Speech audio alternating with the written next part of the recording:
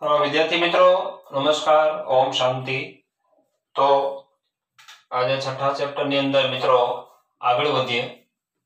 તો ગઈકાલના લેક્ચરમાં આપણે જોઈ ગયા મિત્રો કે ડીએનએ નું સ્વયંજનન કઈ રીતે થાય છે, બરાબર। એમાં ભાગ લેતા ઉત્સેચકોની વાત કરીએ આપણે કે ડીએનએ નું સ્વયંજનન થવા માટે ડીએનએ આધારિત, બરાબર છે, ડીએનએ પોલિમરેઝ ઉત્સેચક જોઈએ, હેલિકેઝ નામનો ઉત્સેચક જોઈએ, ડીએનએ લિગેઝ અને પ્રાઇમેઝ આવા ઉત્સેચકો છે એ કામ કરે છે અને ડીએનએ નું સ્વયંજનન કરે એટલે કે એક ડીએનએ અણુમાંથી બે ડીએનએ ના અણુ બને છે। તો સૌથી પહેલા હેલિકેઝ છે એ ડીએનએ ના નબળા નાઇટ્રોજન બંધ હોય છે, બરાબર છે, નબળા હાઇડ્રોજન બંધ હોય છે બે શૃંખલાની વચ્ચેના, એ હાઇડ્રોજન બંધને તોડે છે, ડીએનએ સ્વયંજનન ચીટીઓ બને છે, બરાબર। હવે આ ડીએનએ આ રીતનો સ્વયંજનન ચીટીઓ બને છે અને આવી રીતે એક અગ્રેસર કુંતલ બને છે અને એક આવી રીતે ટુકડા ટુકડા વાળી શૃંખલા બને છે, અગ્રેસર કુંતલ, બરાબર, અને બીજી જે બને છે એને લેગિંગ કુંતલ કહેવાય છે। તો ડીએનએ પોલિમરેઝ છે આ પોલિમરાઇઝેશનનું જે કામ કરે છે, બહુલીકરણનું કામ કરે છે, ન્યુક્લિયોટાઇડના જે અણુ છે એને ગોઠવી, ક્રમ મુજબ ગોઠવી અને આખી શૃંખલા બનાવવાનું કામ કરે। બીજી શૃંખલા જે ટુકડે ટુકડે બને છે એ ટુકડાને ઓકાઝાકી ટુકડા કહેવાય છે। આ ઓકાઝાકી ટુકડાને જોડવાનું કામ ડીએનએ લિગેઝ કરે છે, બરાબર। અને પ્રાઇમેઝ છે એ અહીંયા ડીએનએ પ્રાઇમર અણુ છે એ ગોઠવાય છે, એનું નિર્માણ કરે છે અને ડીએનએ નું સ્વયંજનન છે ત્યાંથી 5' to 3' દિશામાં નવી શૃંખલાનું નિર્માણ થાય છે, બરાબર। પહેલા બનતી સતત કુંતલ છે અને અગ્રેસર કુંતલ કહેવાય અને પછી ટુકડે ટુકડે બને છે અને વિલંબિત કુંતલ કે લેગિંગ કુંતલ કહેવામાં આવે છે। હવે આપણે પ્રશ્ન એ જોવાનો છે મિત્રો કે સ્વયંજનનના ઉત્પત્તિ સ્થાન વિશે, કે સ્વયંજનનનું ઉત્પત્તિ સ્થાન એટલે શું, બરાબર છે। તો જોઈએ, હા, ડીએનએ પોલિમરેઝ ઉત્સેચક પોતે સ્વયંજનનની શરૂઆત નથી કરી શકતો, અગત્યનો ઉત્સેચક છે, ખૂબ જ ઝડપી ચોકસાઈપૂર્વક કામ કરતો ઉત્સેચક છે, એક સેકન્ડની અંદર 2000 બેઝ પેરને જોડીને પોલિમરાઇઝેશનની ક્રિયા કરતો ઉત્સેચક છે। એ બધી વાત રાઈટ છે, પણ ડીએનએ પોલિમરેઝ સ્વયંજનનની શરૂઆત કરી શકતો નથી, બરાબર। તથા સ્વયંજનન ડીએનએ માં ગમે ત્યાંથી શરૂ થઈ જતું નથી, બરાબર, એમ કે ગમે ત્યાંથી ડીએનએ ની સ્વયંજનનની શરૂઆત થઈ જાય નહીં, પણ એનું કોઈ ચોક્કસ સ્થાન હોય, એ સ્થાનેથી જ સ્વયંજનનની શરૂઆત થાય છે, બરાબર। હવે અહીંયા જોઈએ કે ઈ કોલાઈ બેક્ટેરિયામાં તેના ડીએનએ માં જે ચોક્કસ સ્થાનેથી ડીએનએ ના સ્વયંજનનની શરૂઆત થાય તે સ્થાનને સ્વયંજનનનું ઉત્પત્તિ સ્થાન કહેવાય છે।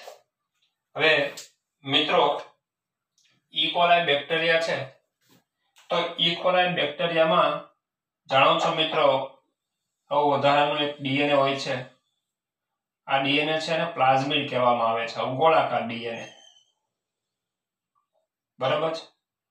તો આવું જે ગોળાકાર ડીએનએ છે એને શું કહેવાય છે, પ્લાઝમિડ કહેવામાં આવે છે।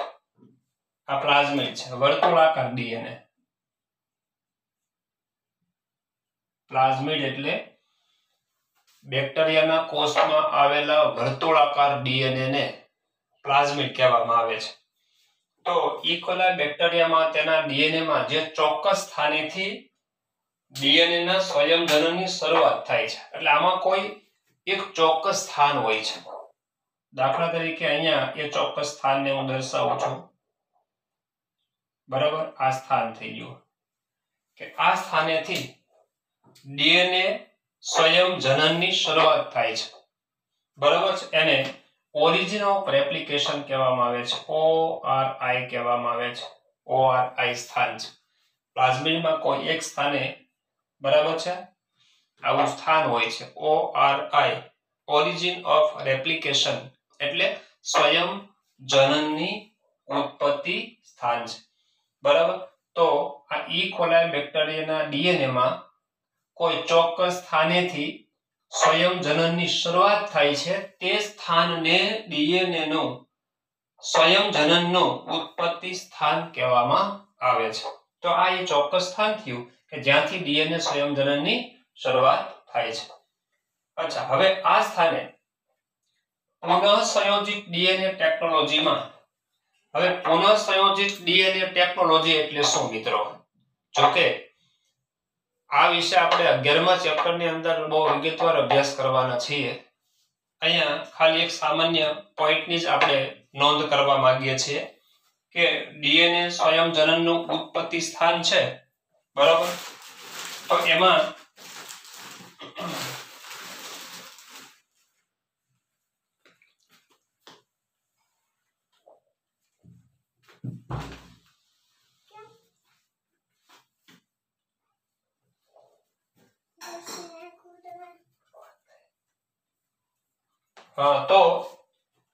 પુનઃ સંયોજિત ડીએનએ ની આપણે વાત કરીએ છીએ પુનઃ સંયોજિત ડીએનએ કોને કહેવાય બરાબર હવે માની લો કે કોઈ પણ એક ડીએનએ છે બરાબર આવું કોઈ એક ડીએનએ છે કોઈ પણ એક બેક્ટેરિયાનું આવું વર્તુળાકાર ડીએનએ છે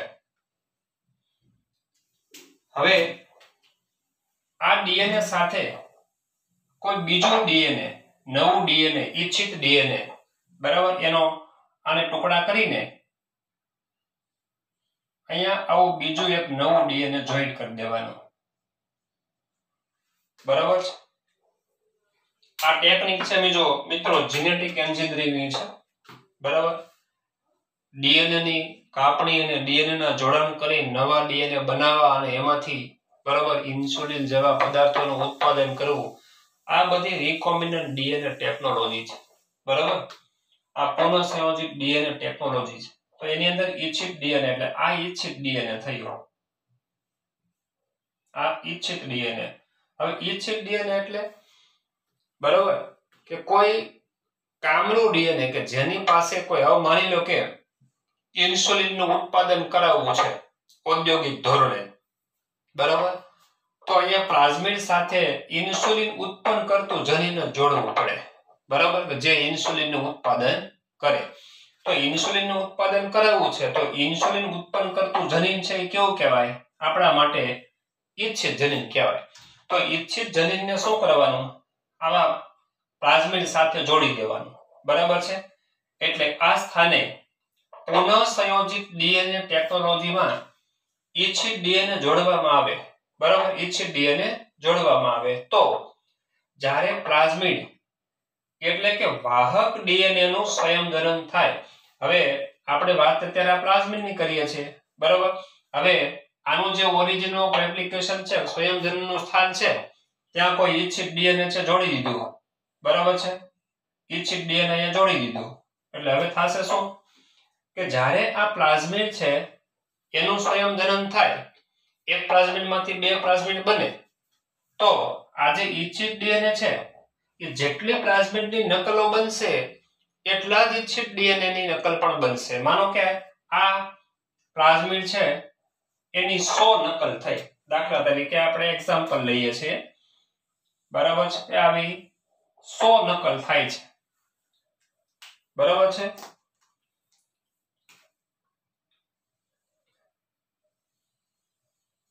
હવે એની અંદર દરેકની અંદર આ જે નકલ છે સારું જે ડીએનએ ઈચ્છિત ડીએનએ છે એની કોપી મળવાની છે બરાબર ચાલો આની 1 અબજ નકલ થઈ 100 અબજ નકલ થઈ તો 100 અબજ ઈચ્છિત ડીએનએ ના અણુની પણ નકલ થશે બરાબર અને એનું કાર્ય છે કરવાના છે દાખલા તરીકે ઇન્સ્યુલિન નું ઉત્પાદન કરવાનું છે બરાબર તો બધા જ ઇન્સ્યુલિન નું ઉત્પાદન કરશે અને ઔદ્યોગિક ધોરણે મોટા પાયે ઇન્સ્યુલિન નું ઉત્પાદન કરી શકાય બરાબર તો આવા ડીએનએ ને ઈચ્છિત ડીએનએ ને જોડવામાં આવે છે પ્લાઝમિડ સાથે એટલે પ્લાઝમિડ છે એનો વાહક તરીકે ઉપયોગ કર્યો કહેવાય બરાબર તો અહીંયા પ્લાઝમિડ નો રોલ છે એક વાહક તરીકેનો છે બરાબર તો શું કર્યું મિત્રો ફરીથી આ પોઈન્ટ જુઓ કે આ સ્થાને એટલે આ જે બેક્ટેરિયાનો પ્લાઝમિડ છે એમાં કોઈ ચોક્કસ એક સ્થાન છે જેને સ્વયંજનનનું ઉત્પત્તિ સ્થાન કહેવામાં આવે છે, બરાબર.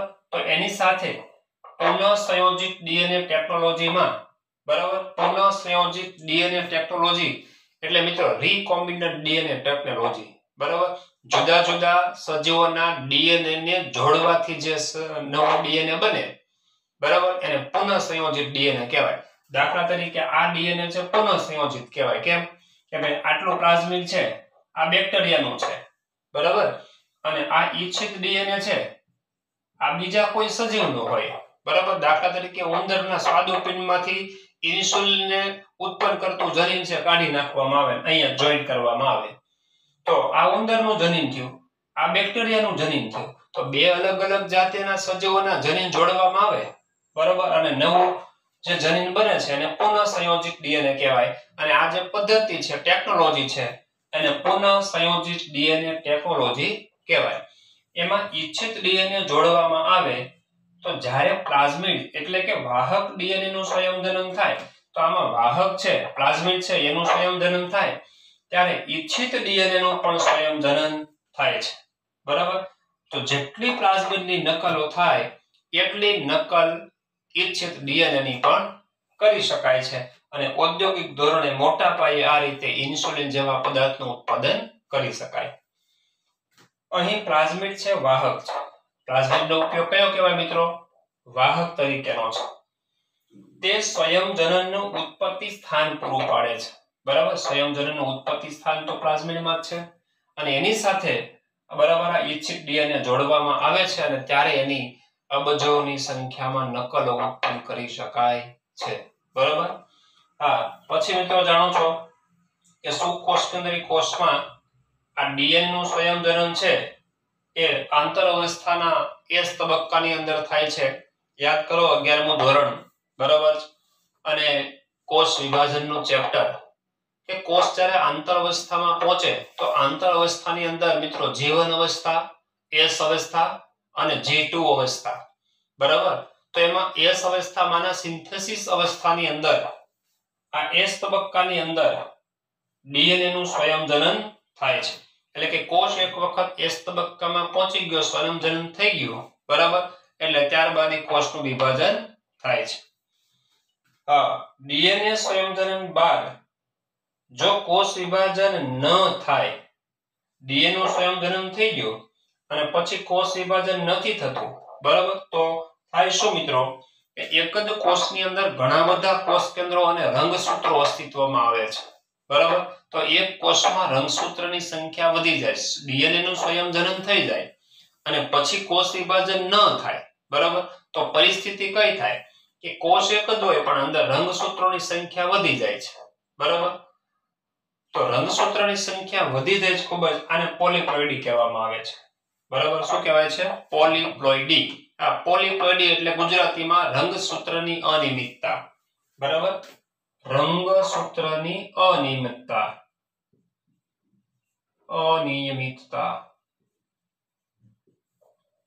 બરાબર. તો આ 11મા ધોરણની અંદર આપણે ઓલરેડી ભણી ગયા છીએ. ચાલો હવે મિત્રો આગળના ટોપિકની વાત કરીએ. નવો ટોપિક આવે છે મિત્રો પ્રત્યાંકનનો. તો પછીનો પ્રશ્ન છે પ્રત્યાંકન અથવા એને અનુલેખન પણ કહેવામાં આવે છે. પ્રત્યાંકન અથવા અનુલેખન અને અંગ્રેજીમાં ટ્રાન્સક્રિપ્શન કહેવાય છે. તો પ્રત્યાંકન એટલે શું? શા માટે પ્રત્યાંકનમાં ડીએનએ ની એક જ શૃંખલા ટેમ્પલેટ એટલે કે પ્રતિકૃતિ તરીકે વર્તે છે? તો મિત્રો પહેલા તો આપણે પ્રત્યાંકનની વ્યાખ્યા જોઈએ. પ્રત્યાંકનની વ્યાખ્યા તો બહુ સિમ્પલ છે. આપણે જાણીએ છીએ ડીએનએ છે, ડીએનએ એ આરએનએ નું નિર્માણ કરે છે, બરાબર. તો ડીએનએ છે એના દ્વારા એમઆરએનએ બને છે. આ ક્રિયાને શું કહેવાય મિત્રો? પ્રત્યાંકનની ક્રિયા કહેવાય અથવા અનુલેખનની ક્રિયા કહેવાય છે. તો વ્યાખ્યા રીતે લખી છે કે ડીએનએ દ્વારા એમઆરએનએ નું સંશ્લેષણ થવાથી, બરાબર, ડીએનએ માં રહેલી જનીનિક માહિતી જનીનિક માહિતી એટલે અહીંયા નાઇટ્રોજન બેઝનો ક્રમ, બરાબર. હવે આપણે જાણીએ છીએ મિત્રો કોઈ પણ ડીએનએ નો અણુ હોય તો ડીએનએ છે એ બેવડી શૃંખલા છે, બરાબર. આ છેડો દાખલા તરીકે 3' છે, આ 5' છેડો છે, તો આ બાજુ આ 3' અને આ બાજુ છે 5' છે. હવે આ નબળા નાઇટ્રોજન બંધ આપણે વચ્ચે દર્શાવી દઈએ છીએ. આ નાઇટ્રોજન બંધ, સોરી હાઇડ્રોજન બંધ, નબળા હાઇડ્રોજન બંધ. આ નબળા હાઇડ્રોજન બંધ છે. ઓકે. હવે સ્વયંજનન અને પ્રત્યાંકન. સ્વયંજનન એટલે શું મિત્રો? કે સ્વયંજનન ની અંદર એક ડીએનએ નો અણુ હોય અને એમાંથી સંપૂર્ણ 2 ડીએનએ બની જાય છે, નવા 2 ડીએનએ નું નિર્માણ થઈ જાય છે, બરાબર છે. એક ડીએનએ માંથી 2 ડીએનએ નું નિર્માણ થાય છે. આ એક ડીએનએ નો અણુ છે, હવે એનું સંયોજન થાય એટલે એમાંથી આવી રીતે આ એક અણુ અને આ બીજો અણુ, એકમાંથી 2 અણુનું નિર્માણ થઈ જાય છે, બરાબર છે, સંયોજનમાં. ઓકે. આ બંને શૃંખલા છે, બંને શૃંખલા. ઓકે. કઈ બંને શૃંખલા? ડીએનએ ની આ બંને શૃંખલા પિતૃ શૃંખલા તરીકે વર્તે છે. આ એક પિતૃ શૃંખલા, એક નવી શૃંખલા, એક પિતૃ શૃંખલા અને એક નવી શૃંખલા. આ રીતે ડીએનએ નું સંયોજન થાય છે. પણ પ્રત્યાંકનની ક્રિયા થાય છે.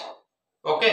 હા, બીજું ડીએનએ છે, સમગ્ર ડીએનએ નો અણુ છે સંયોજન પામે છે. એટલે જેટલી લંબાઈનો ડીએનએ નો અણુ હોય છે, બરાબર છે, એટલી લંબાઈના 2 નવા ડીએનએ નો અણુ બને છે. એટલે ડીએનએ નો જૂનો ટુકડો એટલે કે પિતૃ ડીએનએ નો ટુકડો જેટલો લંબાઈનો હોય એટલી જ લંબાઈનો નવો છે ડીએનએ નું નિર્માણ થાય છે. પરંતુ પ્રત્યાંકનની ક્રિયામાં ડીએનએ દ્વારા એમઆરએનએ બને છે ત્યારે સમગ્ર ડીએનએ નો અણુ એમઆરએનએ ઉત્પન્ન કરતો નથી. મિત્રો ખાસ ધ્યાન આપજો, સમગ્ર ડીએનએ નો અણુ એમઆરએનએ ઉત્પન્ન કરતો નથી, પરંતુ ડીએનએ નો અમુક ભાગ જ, ટુકડો જ એમઆરએનએ ઉત્પન્ન કરે છે. એટલે અહીંયાથી આ હાઇડ્રોજન બંધ વગરનો અહીંથી આટલો મેં ખુલ્લો વિસ્તાર દર્શાવ્યો ડીએનએ ના ટુકડામાંથી. એટલે સમજો અહીંયાથી આટલો ટુકડો જ છે એ એમઆરએનએ બનાવશે, બરાબર છે. હા. અને કોઈ પણ એક જ શૃંખલા છે એ ટેમ્પલેટ તરીકે વર્તશે. બંને શૃંખલા એક સાથે ટેમ્પલેટ તરીકે વર્તી શકે નહીં. જો કે આપણે હમણાં કારણ જોઈએ છે, બરાબર. તો હવે માની લો કે આ ડીએનએ છે એની ઉપર નાઇટ્રોજન બેઝનો જે ક્રમ છે, બરાબર, આ રીતે છે. અહીંયા ગ્વાનિન છે, સાઇટોસિન, એડેનિન, થાઇમિન, એડેનિન, બરાબર. આ રીતનો નાઇટ્રોજન બેઝનો ક્રમ છે. તો હવે જાણીએ છીએ આપણે કે જો આ શૃંખલા ટેમ્પલેટ શૃંખલા તરીકે વર્તે, ટેમ્પલેટ તરીકે વર્તે છે, કે આ જે કોડ વર્ડ છે નાઇટ્રોજન બેઝનો ક્રમ છે, જે જનીનની માહિતી આપણે અહીં કીધી ને, જનીનિક માહિતી, આ ડીએનએ પરની જનીનિક માહિતી કહેવાય. એમ નાઇટ્રોજન બેઝનો ક્રમ કયો છે એ માહિતી કહેવાય, બરાબર. એ એમઆરએનએ માં નકલ પામે, બરાબર. એ એમઆરએનએ માં નકલ પામે એટલે હવે અહીંયા એમઆરએનએ બને, બરાબર છે. આ એમઆરએનએ નો અણુ બને છે. તો એમઆરએનએ અણુ બનશે તેમાં એની સામે અહીંયા નાઇટ્રોજન બેઝ ગોઠવાશે. કઈ રીતે ગોઠવાશે મિત્રો? તો એડેનિન છે. હવે આપણે જાણીએ છીએ કે આરએનએ હોય તો આરએનએ ના બંધારણમાં યુરેસિલ હોય, પણ આરએનએ માં થાઇમિન ન હોય, બરાબર. તો ગ્વાનિન છે, તો ગ્વાનિન ની સામે શું આવશે? સાઇટોસિન આવશે. સાઇટોસિન ની સામે ગ્વાનિન આવશે. એડેનિન છે તો એડેનિન ની સામે થાઇમિન નહીં આવે, બરાબર. થાઇમિન ના સ્થાને ત્યાં શું હોય? યુરેસિલ હોય, બરાબર છે. અને થાઇમિન છે તો એની સામે એડેનિન આવશે અને એડેનિન ની સામે યુરેસિલ આવશે. ખ્યાલ આવે છે મિત્રો? તો જે પ્રમાણેની માહિતી આ ટેમ્પલેટ શૃંખલામાં છે એ પ્રમાણે સામે એમઆરએનએ પર નાઇટ્રોજન બેઝનો ક્રમ છે એ ગોઠવાય છે અને એમઆરએનએ નું નિર્માણ થાય છે. તો આને એમ કહેવાય કે ડીએનએ દ્વારા એમઆરએનએ નું સંશ્લેષણ થવાથી ડીએનએ માં રહેલી જનીનિક માહિતી, બરાબર, એટલે નાઇટ્રોજન બેઝ નો જે ક્રમ છે એ એમઆરએનએ માં નકલ પામે છે. તો આ અનુસાર અહીંયા ગ્વાનિન છે એટલે સાઇટોસિન આવ્યો. અહીંયા કેમ ગ્વાનિન આવ્યો? કારણ કે સામે ડીએનએ માં સાઇટોસિન છે. અહીંયા કેમ યુરેસિલ આવે છે? કારણ કે અહીંયા એડેનિન છે. તો એમઆરએનએ માં નકલ પામે છે. આ ક્રિયાને શું કહેવાય? પ્રત્યાંકન અથવા અનુલેખન કહેવાય. અંગ્રેજીમાં એને ટ્રાન્સક્રિપ્શન કહેવામાં આવે છે. ટૂંકમાં એક જ વાક્યમાં કેવું હોય, ડીએનએ માંથી એમઆરએનએ બનવાની ક્રિયાને અનુલેખન અથવા ટ્રાન્સક્રિપ્શન કહેવામાં આવે છે.